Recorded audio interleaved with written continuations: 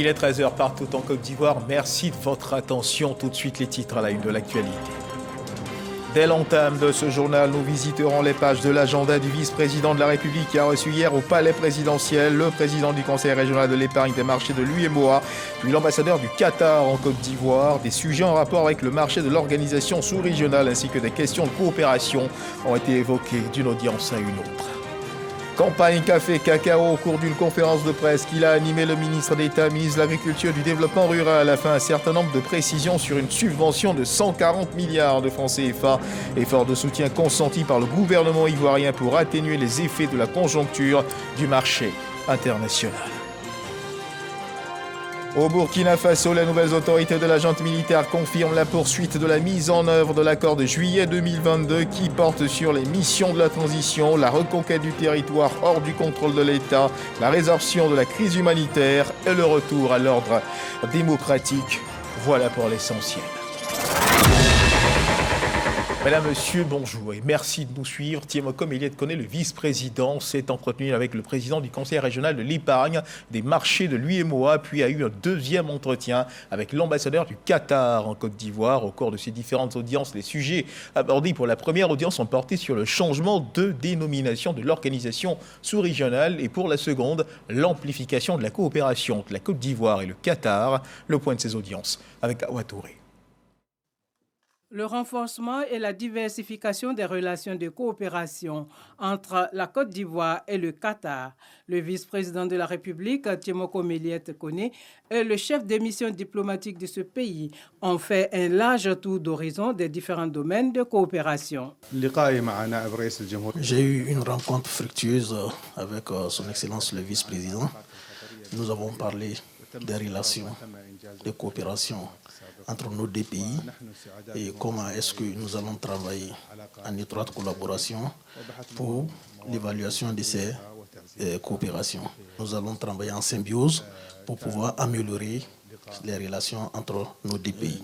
Le changement de dénomination du Conseil régional de l'épargne publique et des marchés financiers de l'UEMOA, le président de l'institution financière régionale est venu informer le vice-président de la République de l'entrée en vigueur à compter du 1er octobre 2022 de la nouvelle dénomination ainsi que la nouvelle identité visuelle de l'autorité des marchés financiers de l'UEMOA. La conférence des chefs d'État de l'Union en 2019 a décidé du changement de dénomination du Conseil régional de l'épargne publique et des marchés financiers en autorité des marchés financiers de l'UEMOA.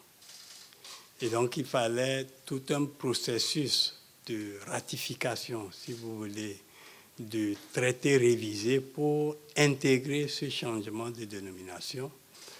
Ce que nous avons pu faire avec l'appui des autorités nationales. Les assemblées nationales ont ratifié le traité révisé et donc le Conseil des ministres, au cours de sa session du 30 septembre 2022 à Dakar, a donc, si vous voulez, adopté le traité révisé, donc consacrant le changement des dénominations.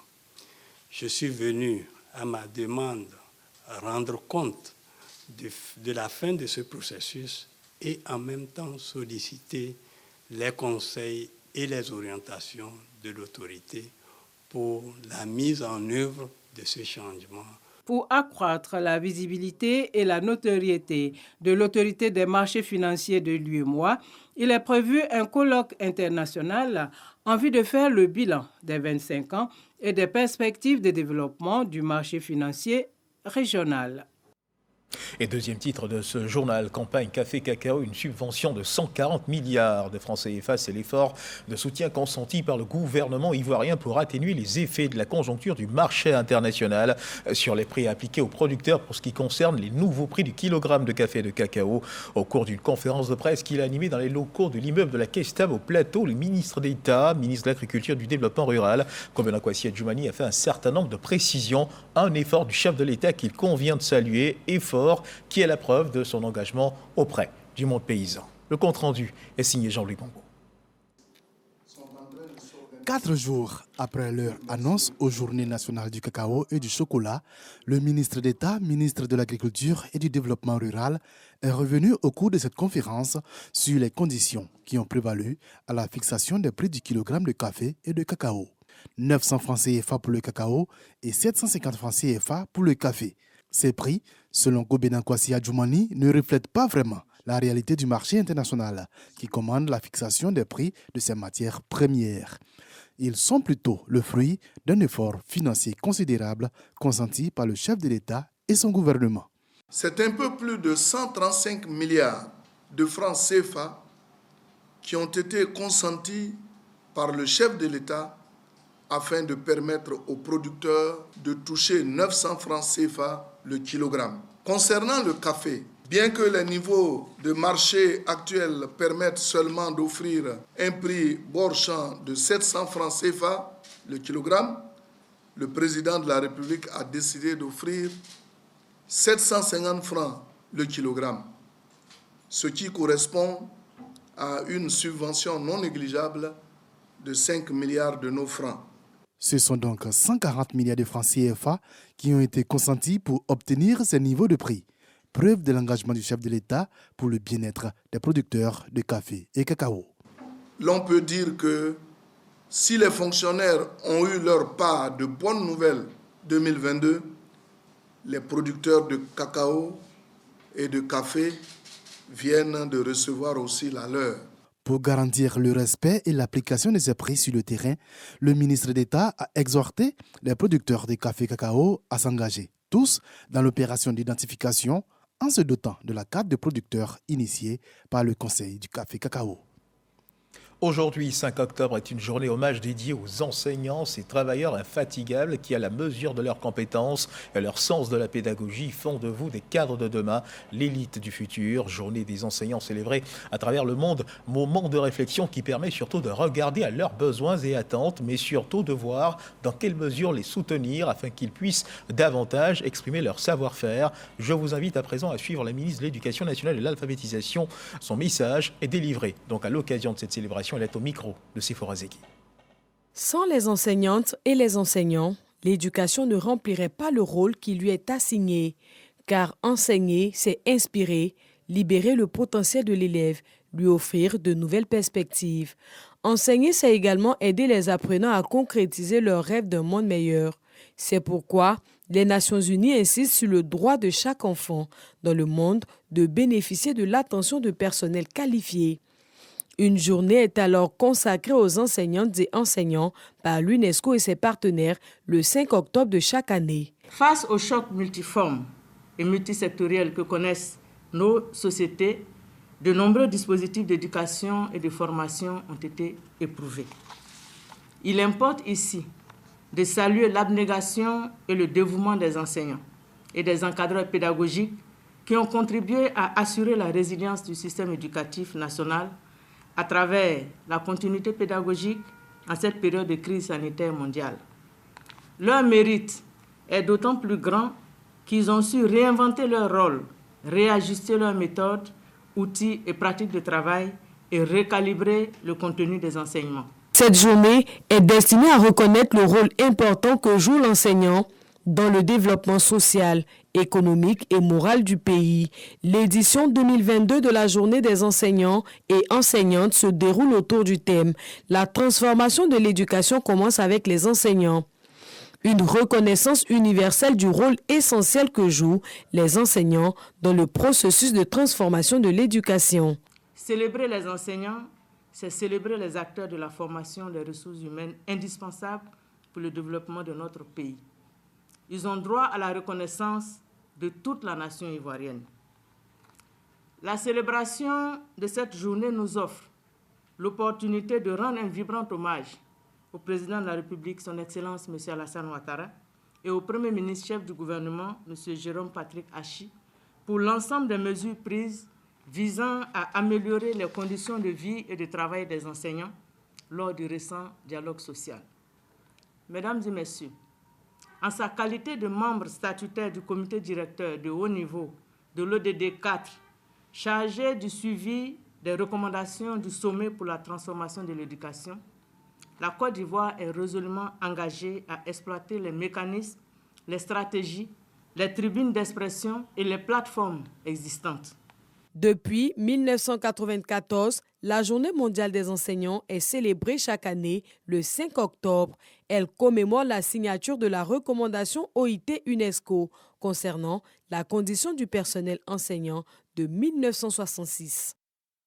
Et parlons justement du mérite des enseignants, un temple du savoir. L'Institut national polytechnique de Yamoussoukro a 25 ans, 25 années dans la vie d'une institution, c'est énorme. Et pour marquer ce soufflet de bougie en termes de célébration, plusieurs activités sont prévues. Le champ des festivités a été officiellement ouvert par le ministre de l'Enseignement supérieur et de la Recherche scientifique. Kader Sokotogo.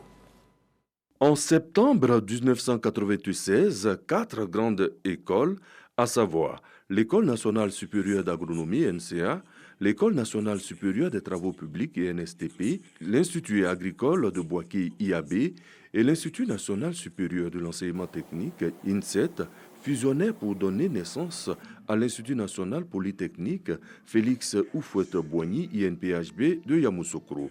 De par la qualité de ses résultats, l'école s'est hissée au rang des meilleures en Afrique.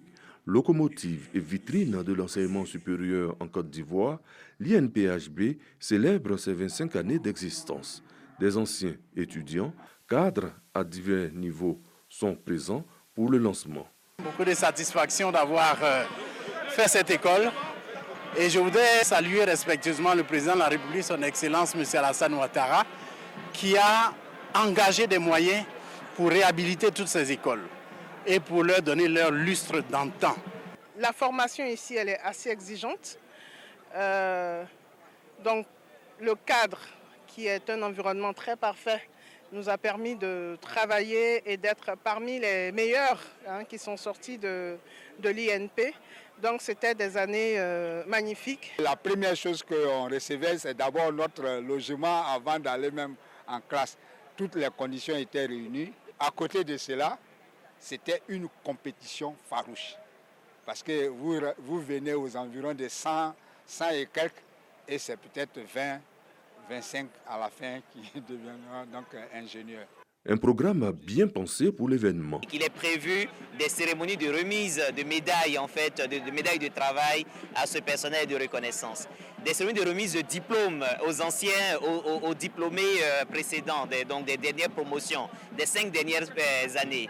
Il est prévu une grande rencontre avec les alumni, les anciens de cette école, qui vont se réunir encore une fois et puis se souvenir de leur école. C'est le ministre de l'Enseignement supérieur et de la Recherche scientifique, Adama Diawara, qui a ouvert en personne les festivités. J'exhorte tous les acteurs de l'INPHB, monsieur le DG, les collègues enseignants, chercheurs, les PAT, les étudiants, à continuer sur leur lancée parce que l'INPHB, on l'a dit tout à l'heure, avec excellence, il faut rester sur cette voie d'excellence. Des responsables d'universités et des partenaires techniques ont également pris part au top départ des 25 années d'existence de l'INPHB. Dans l'enseignement technique, 250 jeunes déscolarisés seront formés sur les chantiers d'un projet qui se donne pour objectif d'améliorer le réseau routier dans le Grand Abidjan. À l'issue de cette formation, ils seront recrutés par les entreprises en charge de la réalisation de ces travaux. La signature d'un partenariat de chantier-école entre le ministre de l'Enseignement technique et de la formation professionnelle et la directrice générale du Millennium Challenge Corporation a eu lieu à cet effet.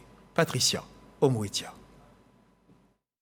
Co-signature de référentiels, métiers, compétences et de formation entre le ministre de l'Enseignement technique, de la formation professionnelle et de l'apprentissage et la directrice générale de Millennium Challenge Côte d'Ivoire. Ce partenariat s'inscrit dans le cadre du projet Transport à Abidjan. Il vise l'amélioration du réseau routier et la fluidité dans le Grand Abidjan. Ce projet constitue une opportunité pour la mise en place d'un chantier-école.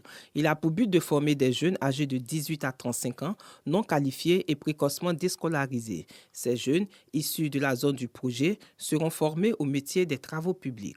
Au-delà des infrastructures, nous voulons renforcer les capacités. Donc que ces jeunes déscolarisés aujourd'hui aient la chance d'apprendre sur le terrain, sur le chantier, des métiers. Et demain, d'avoir des opportunités d'être recrutés par des entreprises de travaux qui aujourd'hui ont de nombreux marchés à exécuter dans notre pays. C'est véritablement un exemple type dans l'éducation, formation, emploi, comme nous le recommande M. Patrick Hachi, Premier ministre, chef du gouvernement. Madame la directrice générale, je ne peux que vous adresser les félicitations du gouvernement pour le projet qui permettra à 250 jeunes d'être formés et d'être directement recrutés.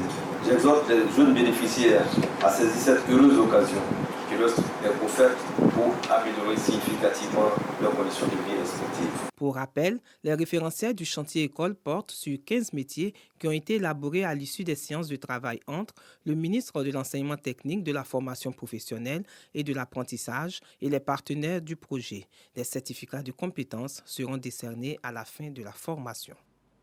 La Côte d'Ivoire lance son deuxième réseau de centres de lecture et d'animation culturelle, en abrégé CLAC, démarré en 1990 avec 10 communes. Ce deuxième réseau prend en compte 9 localités. En plus de l'accès aux livres, ces centres seront le lieu idéal d'accès aux médias et aux outils informatiques pour bien faire les choses. Un stage de formation à l'endroit des animateurs du CLAC s'est tenu à Yamoussoukro. L'Organisation internationale de la francophonie apporte son appui technique et financier au projet. Kader Sokodoko.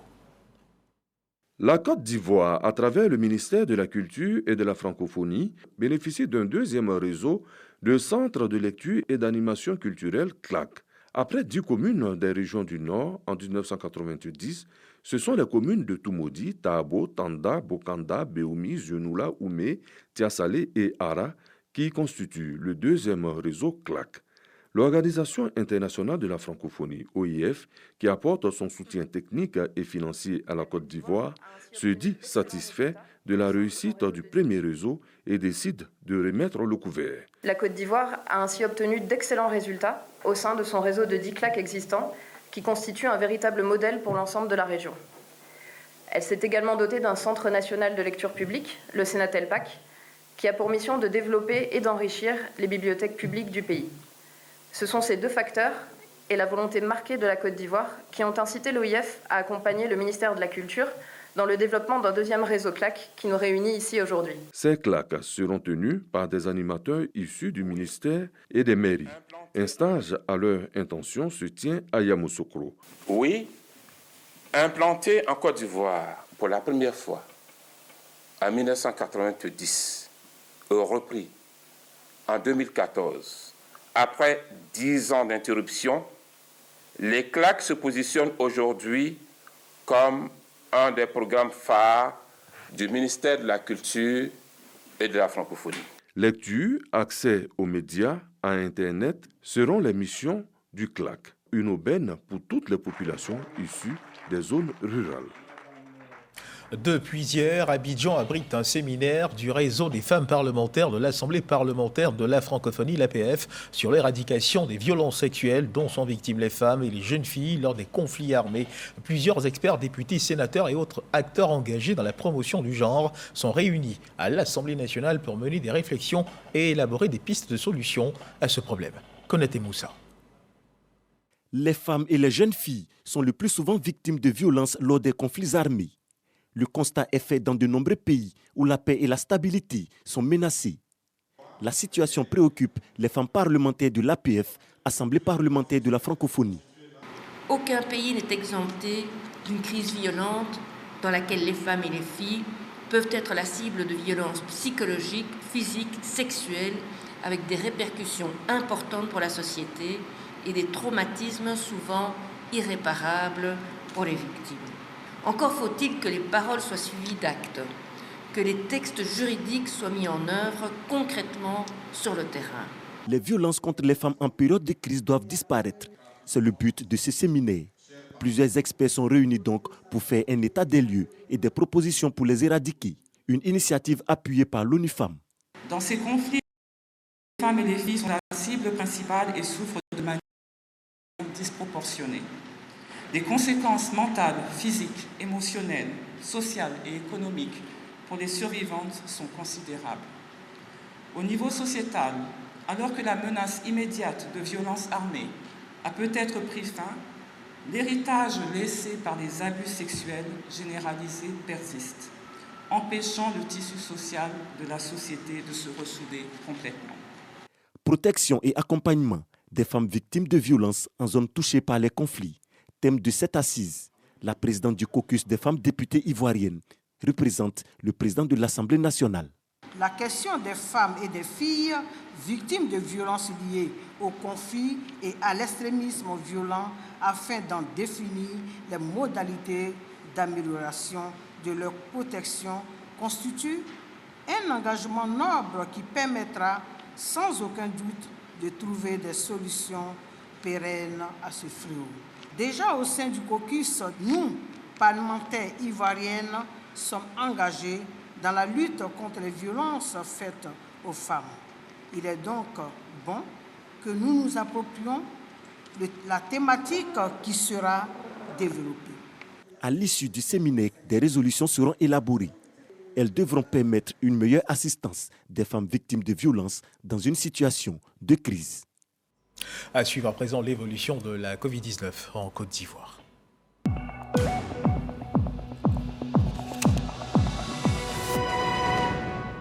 Le ministère de la Santé et de l'Hygiène publique de la couverture maladie universelle a enregistré hier mardi, 4 octobre 2022, 23 nouveaux cas de Covid-19 sur 731 échantillons prélevés, soit 3,1% de cas positifs, 17 guéris et 0 décès. À la date du 4 octobre 2022, la Côte d'Ivoire, notre pays, compte donc 87 316 cas confirmés, dont 86 440 personnes guéries, 826 décès et 50 cas actifs. Le nombre total d'échantillons est de 1 631 049. Le 3 octobre 2022, 54 354 doses de vaccins ont été administrées, soit un total de 18 825 438 doses du 1er mars 2021 au 3 octobre 2022. Une réunion pour préparer la mise en place de l'Association des comptables publics d'Afrique a eu lieu à Abidjan, dans les locaux de la Direction générale du Trésor et de la comptabilité. C'était en présence du directeur général du Trésor et de la comptabilité publique, Assaoré Kodanjak, qui recevait une délégation des comptables publics d'Afrique. L'objectif de cette association est de mutualiser les compétences en vue de mieux gérer les finances publiques africaines. Jean-Louis Bongo. Ils sont venus de la Zambie, du Lesotho, du Tchad, du Maroc ou encore de l'Afrique du Sud. Ces comptables publics, membres de cette délégation reçue à la Direction générale du Trésor et de la comptabilité publique, constituent le noyau de la future Association des comptables publics d'Afrique. Une association dont l'objectif est de mutualiser les compétences afin de mieux gérer les finances publiques africaines. Aujourd'hui, le temps est au regroupement et à la mutualisation des compétences. Et nous concevons cette association comme un instrument d'intégration africaine. L'association devrait ainsi contribuer au renforcement des capacités de ses membres, à la réforme des finances publiques, à une utilisation optimale des budgets. In most countries, we always En général, au niveau des pays, les citoyens sont au courant qu'un budget est voté, qu'il y a une planification qui a été faite et qu'il y a des activités à mener. Cependant, à la fin du processus, on ne revient pas vers les citoyens pour leur dire comment est-ce que ce budget a été utilisé et dans quel sens. Donc l'association, aussi dans ses activités, fera en sorte que les comptables généraux puissent donner ce retour-là d'informations aux différents citoyens. La Côte d'Ivoire, qui accueille les travaux préparatoires pour la constitution de cette association, a pu présenter le savoir-faire de son trésor public, notamment le management qui lui vaut d'être l'une des administrations financières les plus modernes du continent.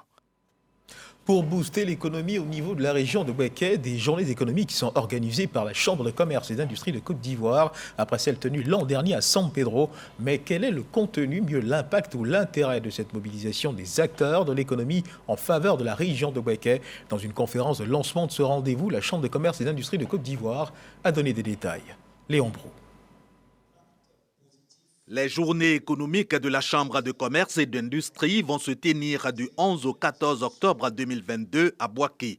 Entre autres activités au menu, formation et renforcement des capacités, expositions, conférences, panels et communications sur les potentialités de la région de Bouaké. Seront mises en exergue aussi les clés du développement, les retombées de la CAN 2023.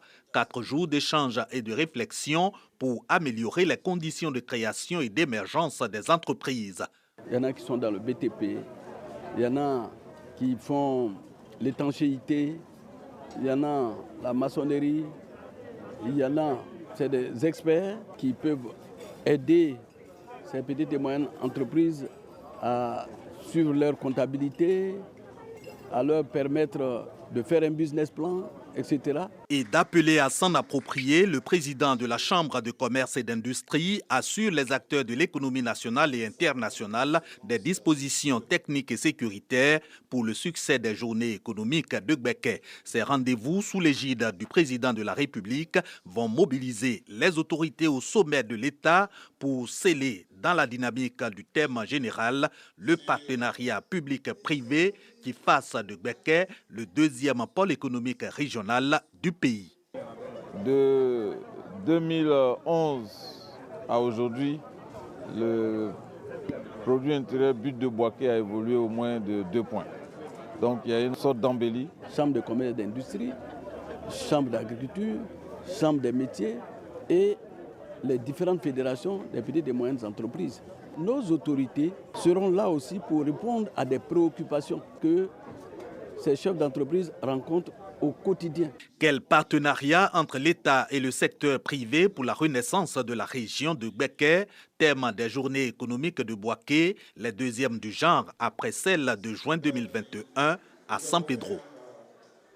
Les villages du royaume de Mawoussou ensemble pour mener des actions communes de développement. Ebra, Vitré 1, Vitré 2 et Mawoussou, ces 4 villages de Grand Bassam ont initié une journée de renforcement des liens entre les populations. Cette journée qui prône la fraternité au sein des villages de Mawoussou. Et à sa première édition, présent à cette rencontre, le président du conseil régional du Sud Comoé, Jenaka Awele, il a salué l'initiative et a appelé l'ensemble des populations à l'union et à la cohésion. Konaté Moussa. Mawoussou, Ebra, Vitré 1, Vitré 2, ces 4 villages de Grand Bassam s'engagent à unir leurs forces pour le développement. Une volonté traduite en actes à travers cette première journée de renforcement des liens initiée par la mutuelle de Mawoussou. Pour aller au développement, il faut créer une base d'unité. Donc c'est dans ce sens que nous avons pu regrouper l'ensemble des villages du plateau de Bassam Lagune pour que nous ayons une base d'unité afin que nous puissions mener des actions communes en termes de développement de notre localité. Nous ne pouvons qu'encourager et demander aux cadres de se unir davantage. Les cadres, nous en avons beaucoup dans la zone. Malheureusement, très souvent, il y a des dissensions. Mais les dissensions peuvent être résorbées à travers ce genre d'initiatives. Parrain de la cérémonie, le président du conseil régional du Sud Comoé salue l'initiative de cette journée fraternelle. Eugène Akawele invite l'ensemble des populations à l'union et à la cohésion sociale. Les peuples amoureux et bétibés de Mawoussou, d'Ebra, de Vitré 1 et de Vitré 2 ont de solides liens qui les unissent, liens fondés sur le partage d'une même histoire et d'un même territoire. Trouver un temps pour célébrer la fraternité, expression manifeste d'une volonté commune de perpétuer ces liens séculaires, est à saluer, à juste titre.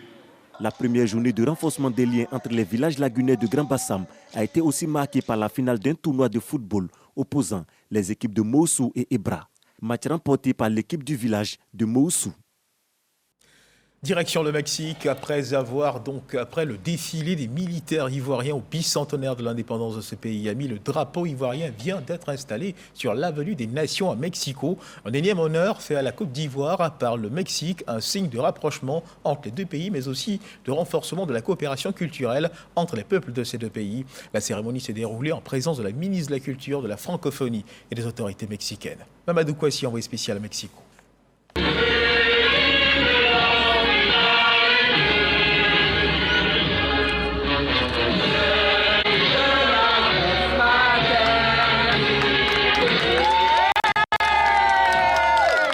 Le drapeau ivoirien flottant désormais aux côtés des drapeaux des 32 puissances économiques du monde sur l'avenue des Nations. Nous sommes à Teotihuacan, la localité la plus visitée du Mexique. Le déferlement des touristes locaux et étrangers s'explique par la présence des pyramides Lune et Soleil, des bâtiments jamais construits qui datent de plus de 100 ans avant Jésus-Christ. Des sites devenus aujourd'hui des lieux culturels, touristiques et religieux. Pour les autorités mexicaines, la présence du drapeau ivoirien sur ce site, classé patrimoine mondial de l'UNESCO depuis 1987, marque le signe d'amitié entre les deux pays.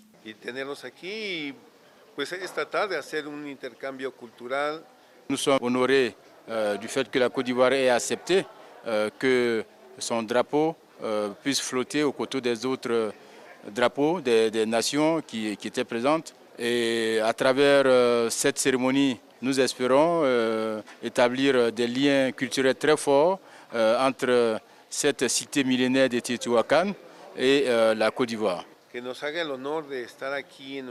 Cette montée aux couleurs a donné droit à une cérémonie au cours de laquelle la ministre de la Culture et de la Francophonie a traduit la gratitude du président de la République Alassane Ouattara et celle du gouvernement ivoirien au peuple mexicain pour cet honneur fait à la Côte d'Ivoire, car 4 pays après le Maroc, l'Égypte et l'Afrique du Sud à être représentés sur cette avenue. Cet honneur fait à mon pays traduit sans équivoque l'excellence des relations d'amitié et de coopération qui existent entre le Mexique et la Côte d'Ivoire depuis le 13 novembre 1975, date de l'établissement de leurs relations diplomatiques.